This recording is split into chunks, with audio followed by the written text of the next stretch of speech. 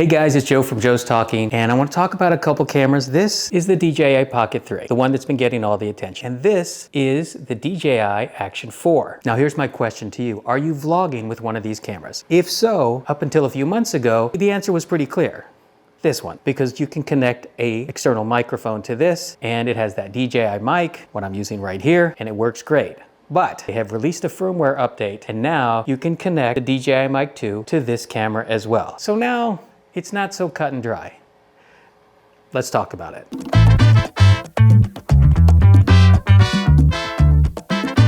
I'm gonna turn that on, and I'm gonna turn this on. I've got both cameras ready to go. Hey guys, so who is the Action 4 for, and who is the DJI Pocket 3 for? The Action 4 for, did that make sense? The Action 4 for, the Action 4 for. I don't know which camera to look at, this one or this one, but which one is right for you? The Action 4, let's talk about that one first. The Action 4 is durable. The Action 4 you can take in the rain. The Action 4 you can take underwater. The Action 4 you can mount in many different places easily, taking it on and off with this simple mounting system that they have with the Action 4. Now, who is the Pocket 3 for? The Pocket 3 is for someone who wants really great video quality, which is all of us, right? But also wants to be able to stabilize their footage with the gimbal. Anyway, I thought I would line both of these cameras up so you guys could get a serious look at both cameras side by side. So they are the same length away from me. Naturally, the Action 4 is a wider field of view. I am shooting at 4K 24 in the D-Warp setting, and the Pocket 3 I am shooting at 4K 24 as well. The Pocket 3 has a 20mm focal length, and the Action 4 has a wider focal length. So one thing I also did want to try out was the ability of these cameras to stabilize the footage. Let's say you're doing a walk and talk vlog. You know, I showed you guys the setup that I have. I have both of these on the stick. So this will give you a better idea of the stabilization if you're walking. This is the Action 4 that I'm looking at here, and this is the Pocket 3 over here. Tell me if you guys like one better than the other. Obviously the Pocket 3 is a closer focal length again, and the Action 4 is a wider focal length. Okay, like I said earlier, both of these do great stabilization, but they're very different. One is on a gimbal and one is not. So now I'm going to do another stabilization test by focusing on the Bronco. Let's try it.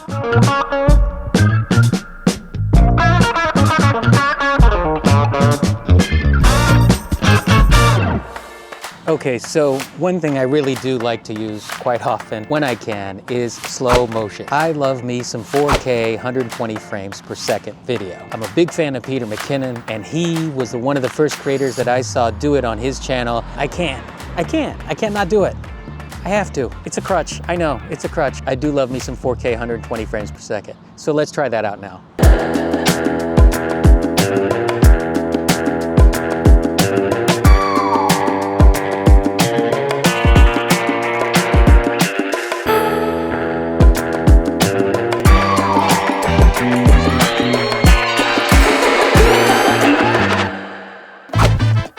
All right, hey guys, so one thing I actually do want to talk about is battery life. I have a little bit of battery anxiety.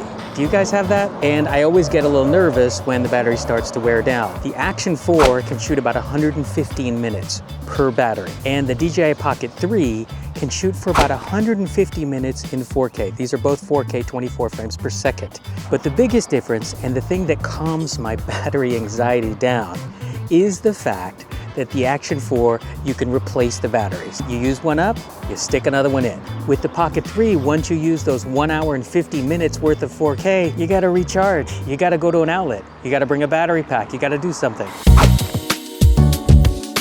Okay guys, so one thing we absolutely have to talk about is active track. Now naturally the Action 4 cannot do active track, but the Pocket 3 can, and I wanna show it to you so you can see the difference when you can and cannot do active track. I mean, active track is pretty important if you're a solo film creator and you want to show some B-roll of yourself and you don't have someone to shoot you. Not shoot you, but you know, shoot you. Dodge this. All right, here we go. Let me just show you guys. Here we go. I think I am, oh wait, shit. Let me select the active track. Okay, now the Pocket 3 is following me. The Pocket 3 is following me, right? And I'm way over here. I think I'm out of frame on the Action 4.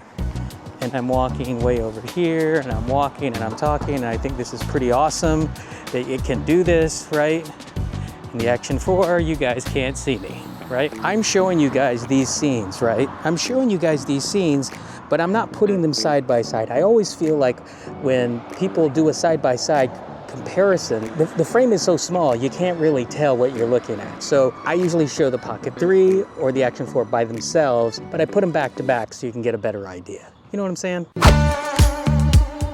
So originally I started making these videos because I took a class during the pandemic from a little someone called Casey Neistat. He taught me about story, and he taught me how to have a beginning, middle, and end to a video. I was already a television editor and I knew how to edit, but I didn't really know how to make a YouTube video. And also, I didn't know how to be on camera. It still scares the shit out of me. But here I am, got like 100 videos done, and I continue to make these videos. Why? Because they're fun.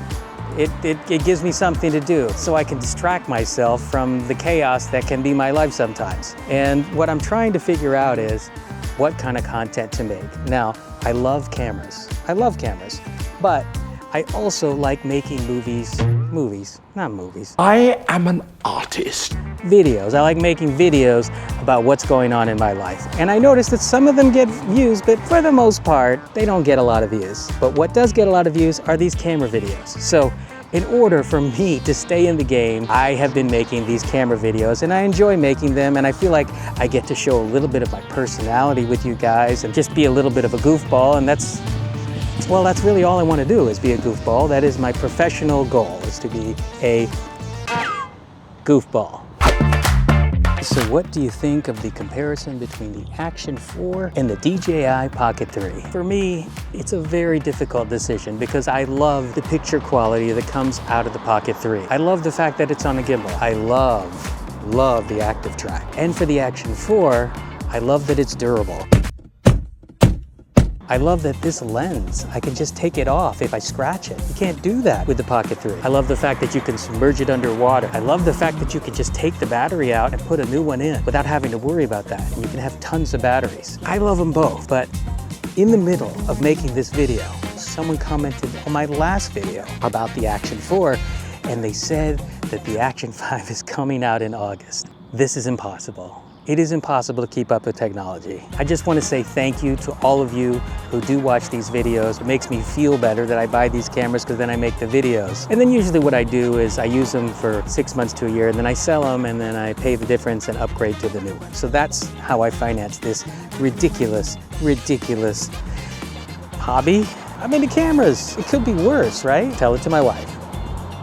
Email my wife and tell her how awesome I am. Well, thank you so much for watching. Thank you for supporting my channel.